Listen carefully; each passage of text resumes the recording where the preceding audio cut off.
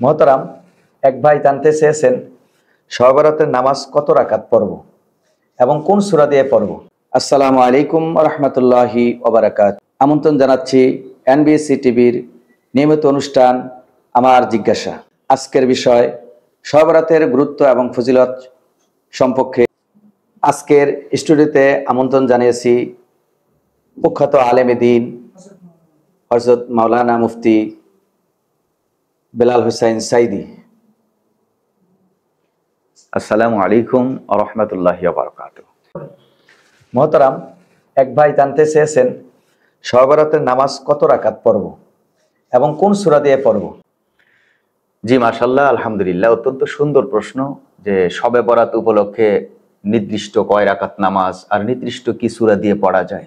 আসলে ইসলামের দৃষ্টিতে কত রাকাত আর কি সূরা এটার নির্দিষ্ট কোনো বলা নেই। তবে এই রাতের গুরুত্ব আর ফজিলত যেহেতু অনেক বেশি, আমাদের দেশের মানুষ খুবই ধর্মপ্রাণ, সেই কারণে এই রাতে মানুষ জাগ্রত হওয়ার অভ্যাস আছে, ইবাদত বন্দিগির অভ্যাস আছে, তাদেরকে ইবাদত থেকে না ফিরানো উত্তম। তবে এই রাতে নির্দিষ্ট কোনো রাকাত অথবা নির্দিষ্ট কোনো সূরা দিয়ে ইবাদত বা নামাজ পড়া এটা ইসলামের দৃষ্টিতে নেই। যদিও আমাদের দেশের মানুষ 12 রাকাত সংখ্যা নির্ধারণ করে পড়ে থাকে, কুল হুয়াল্লাহ সূরা বারবার তিলাওয়াত করে থাকে।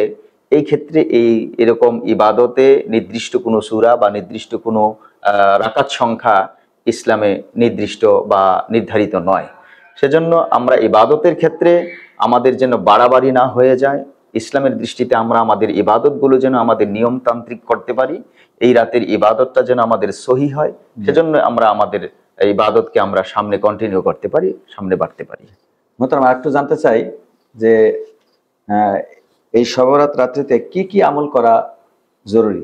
জি মাশাআল্লাহ, যদি বলতেন এই রাতে কি কি আমল করা প্রয়োজন বা দরকার। এই রাতের সমস্ত আমল নফল, সমস্ত ইবাদত নফল।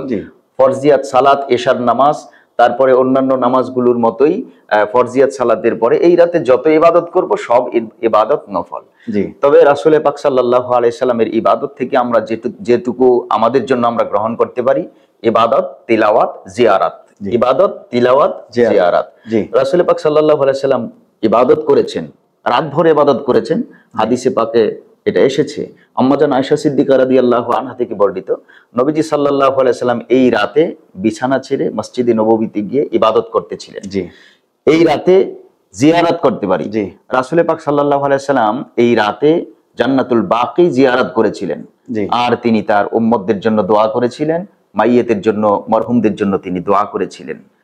তারপরে আমরা তিলাওয়াতে কাটাইতে পারি। তিলাওয়াতে কালাম, আল্লাহ তাআলার কোরআন তিলাওয়াত নফল ইবাদতের মধ্যে সবচাইতে উত্তম ইবাদত। এই দিকটা লক্ষ্য করে আমরা ইবাদত, তিলাওয়াত, জিয়ারাত এই তিনটা বিষয়ের উপরে যদি আমরা রাত্রি যাপন করতে পারি, আমাদের জন্য এটাই হবে ফলপ্রসূ, এটাই হবে আমাদের জন্য কল্যাণকর। আল্লাহ তাআলা আমাদেরকে বুঝার তৌফিক দান। মোহতারাম, জানতে চাই শবে বরাতে বর্জনীয় বিষয়গুলি কি। মাশাআল্লাহ, আলহামদুলিল্লাহ, আমরা করণীয় বিষয় অনেক ব্যাপারই আমরা করে থাকি, কিন্তু বর্জনীয় বিষয়গুলোর প্রতি আমরা তেমন একটা দৃষ্টিপাত করি না। কিন্তু শবে বরাত উপলক্ষে বা লাইলাতুল বরাত উপলক্ষে আমাদের দেশে প্রচলিত অনেক বেদাত রয়েছে যা বর্জন করা জরুরি। যেমন মানুষ মনে করে যে এই রাতে গোসল না করে নামাজ পড়লে নামাজ হয় না। এরকম মনে করাটা বা এরকম গুরুত্ব দেওয়াটা এটাও একটা বেদাতের অন্তর্ভুক্ত। এই রাতে আলোকসজ্জা করা হয়, রাস্তাঘাট সাজানো হয়, মসজিদ ডেকোরেশন করা হয়, আর তারপরে বিভিন্ন রকমের রুসুম প্রথা প্রচলিত আছে। এই রাতে মিষ্টি নিয়ে মসজিদে যেতে হবে, মারামারি হই হুল্লোড় করা হয়। আসলে এরকম হই হুল্লোড়ের কারণেই কিন্তু অনেক আলেমরা এই রাতে মসজিদে দলবদ্ধভাবে ইবাদত করা বেদাত বা নিষেধ করে দিয়েছেন। এজন্য আমরা এই সমস্ত বেদাত বর্জনীয় কাজ থেকে আমরা ইনশাআল্লাহ বিরত থাকবো।